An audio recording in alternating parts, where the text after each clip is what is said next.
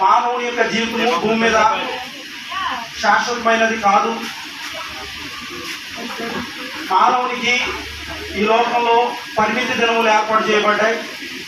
ఆ దినములు ముగియగానే నరులారా తిరిగి రండి అని చెప్పి దేవదేవుడు మనందరినీ కూడా పిలుస్తున్నాడు.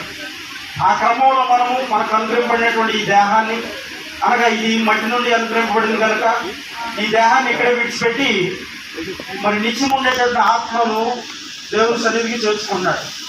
ఇదంతా లోకంలో ఇప్పుడు కొత్తగా జరుగుతున్నది కాదు, తరతరాల నుండి ఈ విషయం జరుగుతుంది.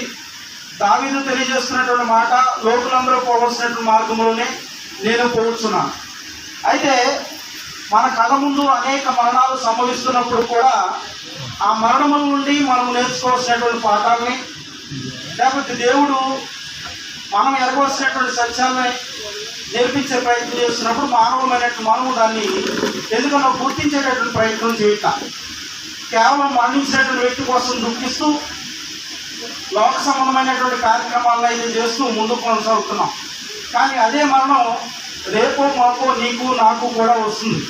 అయితే ఆ మరణానికి సిద్ధపడాల్సినటువంటి అవసరత, ఈ మరణం గుండా తండ్రి అయినటువంటి దేవుడు ఈ భూమి మీద నా వ్యక్తిగత జీవితంలో ఏ బాధ్యతను మన మీద పెట్టాడు అనే విషయాన్ని ఆలోచించడంలో మానవమైనటువంటి మనం విఫలమవుతున్నాం.